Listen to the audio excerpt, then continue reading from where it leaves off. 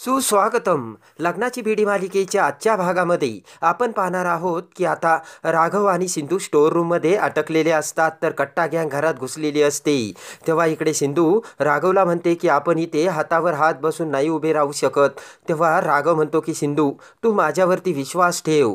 मी आपल्या मुलांना आणि घरच्यांना काहीही होऊ देणार नाही. आणि तू सुद्धा एका पोलीस ऑफिसरची मुलगी आणि एका पोलीस ऑफिसरची असे म्हणत असतानाच राघव तिथे थांबतो आणि सिंधूकडे बघू लागतो.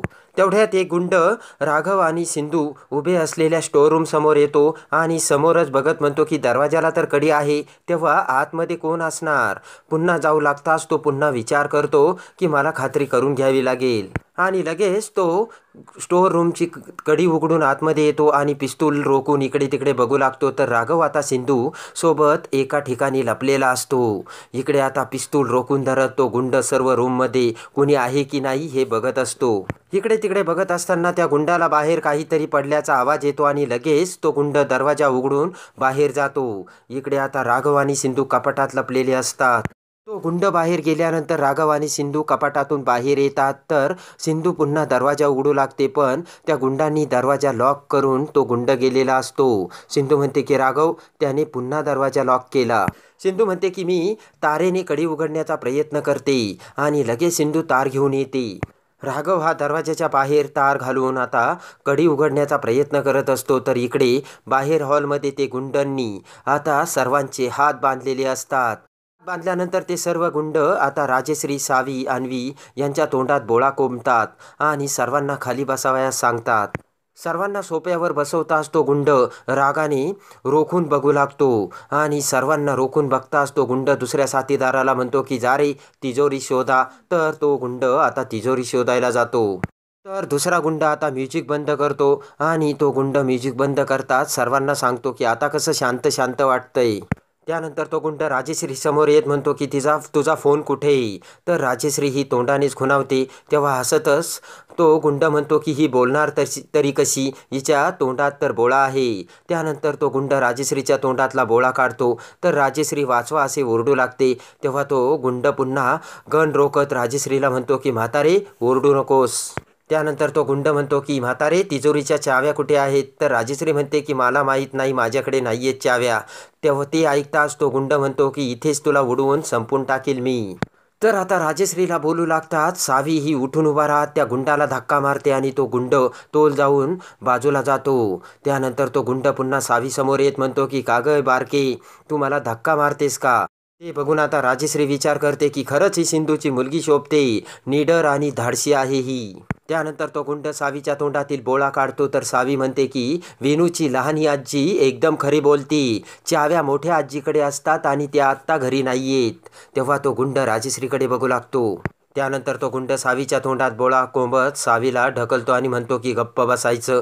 तेव्हा राजश्री म्हणते सावी बाळा, तू ठीक आहेस ना, तुला कुठे लागलं नाही ना. तर सावी म्हणते नाही. इकडे आता रेश्मा सुद्धा त्या गुंडाला म्हणते की खरंच त्या दोघी खरं बोलतायत, चाव्या मोठ्या आजीकडे आहे. तेव्हा दुसरा गुंड लगेच तिथे येतो. तर तो गुंड म्हणतो की तिजोरी कुठे, आपल्याला तिजोरी तोडावी लागेल. त्यानंतर तो गुंड आता रेश्माच्या डोक्याला गन लावतो आणि म्हणतो की सांग तिजोरी कुठे. घाबरतच रेश्मा म्हणते की नाही नाही, मला मरायचं नाही. आणि इथून उजवीकडे एक खोली आहे, त्यामध्ये तिजोरी असल्याचे रेश्मा त्या गुंडाला बोलते. ताबडतोब तो गुंड दुसऱ्या गुंडांना ती तिजोरी शोधण्यासाठी बोलतो. तर ते गुंड त्या रूममध्ये येऊ लागतात. इकडे आता राघवने तार घालून दरवाजेची कडी उघडलेली असते आणि दरवाजा उघडून राघव बाहेर बघतो आणि सिंधूला म्हणतो सिंधू तू इथेच थांब, मी माझी गन घेऊन येतो. सिंधू म्हणते की राघव तुम्ही एकटे कसे जाणार. राघव म्हणतो की माझी काही काळजी करू नकोस. आणि आता राघव त्याची गन घेण्यासाठी त्याच्या रूमकडे जाऊ लागतो. तेवढ्यात पाठीमागून दोन गुंड येऊन राघवला बघतात. तर राघव त्याच्या रूममध्ये जातो आणि पाठीमागून ते गुंड राघवचा पाठलाग करून त्या रूममध्ये येतात आणि राघवला आता इकडे तिकडे शोधू लागतात. तर आता राघव आणि सिंधू पुन्हा एका खिडकीच्या पडद्याआड लपलेले असतात. तर आता एक गुंड त्या पडद्याकडे जाऊ लागतो आणि तो पडदा उघडणार एवढ्यात पाठीमागून तो गुंड त्याला आपल्याकडे बोलावतो. एवढ्यात आता राघव पडदा बाजूला करून त्या गुंडांना बघू लागतो. तर तो गुंड गन रोखून राघवला समोर बघतो आणि म्हणतो की मला माहीतच होतं की तू इथेच कुठेतरी असणार. आणि तो गुंड राघवला बाहेर बोलावतो. तेव्हा लगेच सिंधू म्हणते की राघव जपून. राघव त्याला गन खाली करण्यासाठी सांगतो, तर तो म्हणतो की गपचूप उभा राहायचं, काही बोलायचं नाही, नाहीतर गोळ्या घालील. तर राघव हात पुढे करत म्हणतो की ओके.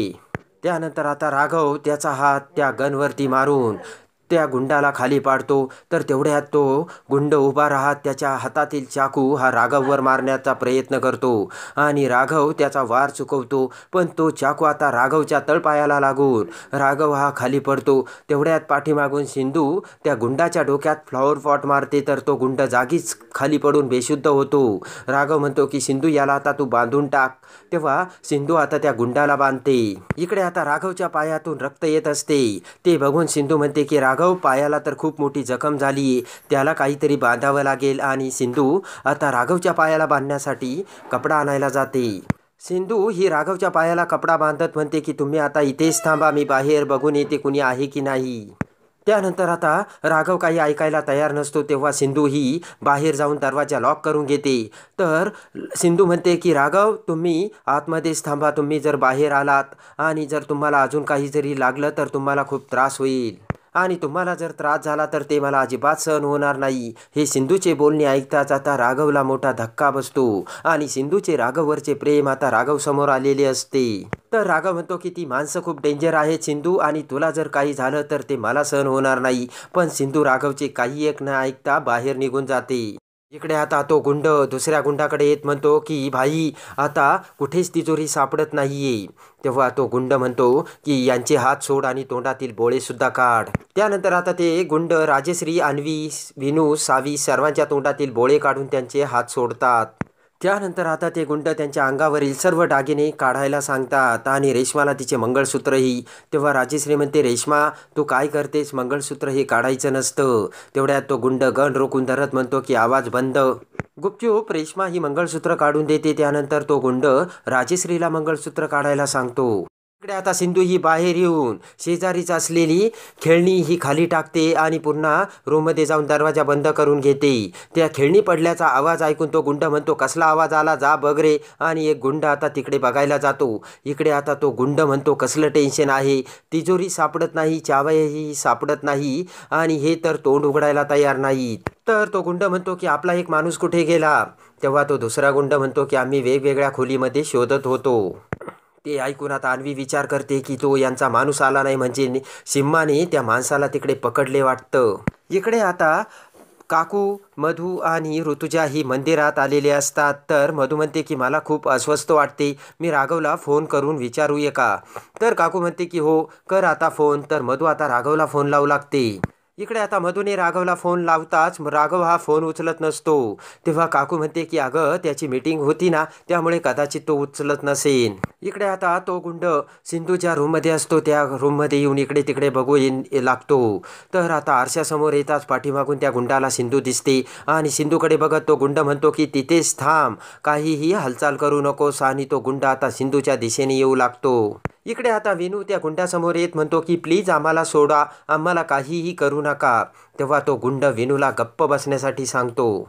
तर आता सावी म्हणते की विनू तू काही काळजी करू नकोस आणि रडूही नकोस, ते आपल्याला काहीच करू शकत नाही. ते ऐकून तो गुंड म्हणतो की ओ आजीबाई तुम्ही शांत राहा. तर राजश्री हात जोडत त्या गुंडाला म्हणते की अहो ती लहान मुलं आहेत. तर तो गुंड म्हणतो की म्हातारे गप्प बस. इकडे आता सावी त्या गुंडाला म्हणते की विनूचे बाबा पोलीस आहे, त्यांना जर कळलं तू आम्हाला एवढा त्रास देतो तर ते तुला सोडणारच नाही. तेवढ्यात तो गुंड म्हणतो की मला काय त्या इन्स्पेक्टरची भीती दाखवते की काय, काय करणार आहेस तो मला. इकडे आता तो गुंड आता सिंधू समोर येऊ लागतो आणि सिंधू समोर येताच सिंधू ही लगेचच देवासमोरील अंगारा हातात घेऊन त्या गुंडाच्या डोळ्यात फेकते आणि जोराने त्याचे डोके ही कॉटला आदळवते. तेव्हा तो गुंड आ मेलो असा म्हणत आता खाली कोसळतो आणि खाली कोसळताच तो गुंड बेशुद्ध होतो. तर सिंधू त्या गुंडाचे हातपाय बांधून टाकते. सिंधूने त्या गुंडाचे हातपाय बांधता सिंधू विचार करते की आता अजून किती गुंड आहेत याचा आपल्याला अंदाज घ्यायला हवा आणि त्या गुंडांनी आता सर्वांना बाहेर हॉलमध्येच बांधून ठेवले असणार असा आता सिंधूने विचार केलेला असतो. आणि आता आपल्याला जे करायचं तर त्या गुंडांना बेसावत ठेवून करायलाच हवं असा आता सिंधू विचार करते. सिंधू विचार करत म्हणते की या सर्वांकडे देशी कट्टे आहेत. तेव्हा सिंधू आता रत्नपारख्यांच्या घरातील सर्वांना वाचवण्याची जबाबदारी आपली आहे. त्यानंतर आता सिंधू ही बाहेर येते आणि बाहेर येताच तो गुंड पाठीमागून पुन्हा शुद्धीवर येऊन अखेर सिंधूला पकडतो. त्यानंतर तो गुंड सिंधूला घेऊन आता हॉलमध्ये दुसऱ्या गुंडांसमोर येतो. तेव्हा तो गुंड म्हणतो की हिने माझ्या तोंडावरती स्प्रे मारला आणि मला बेशुद्ध करण्याचा प्रयत्न केला. त्यानंतर तो गुंड आता सिंधूवरती गन रोखतो. तर आता त्या गुंडाने विनूवर सुद्धा गन रोखून धरलेली असते. तेव्हा विनू सिंधूकडे बघत म्हणतो की डॉक्टर काकू मला वाचवा. तर तो गुंड सिंधूकडे बघत म्हणतो की हिला ना खूप मस्ती आहे, हिची मस्तीच आता उतरायला हवी. तर आता वेणूवरती गन रोखून धरताच पाठीमागून राघव त्याची गन घेऊन तिथे येतो आणि त्या गुंडावर रोखतो. आणि तो गुंड म्हणतो की मला जर काही झालं ना तर मी इथे कुणालाही सोडणार नाही. तर राघव म्हणतो की तू कुणाला काहीच करू शकत नाही आणि इथून बाहेरही जाऊ शकत नाही. आणि राघव वेणूला त्या गुंडाला सोडण्यासाठी बोलतो. त्यानंतर तो गुंड म्हणतो की गन खाली कर, मला जर काही झालं तर मी याला अजिबात सोडणार नाही असे म्हणत त्या गुंडाने आता वेणूवरती गन रोखून धरलेली असते आणि राघव हा हळूहळू पुढे येऊ लागतो. तर आता राघव आणि सिंधू त्या वेणूला गुंडाच्या तावडीतून कसे सोडवतात आणि आता सावी आणि सिंधू ही कोणती हुशारी दाखवते आणि राघव समोर आता सिंधूचे प्रेम समोर येऊन सावीच्या सत्याने राघव कसा सिंधूला आपले बनवतो हे बघण्यासाठी आणि लग्नाची बेडी मालिकेच्या डेली अपडेटसाठी आपल्या चॅनलला लाईक करा, सबस्क्राईब करा.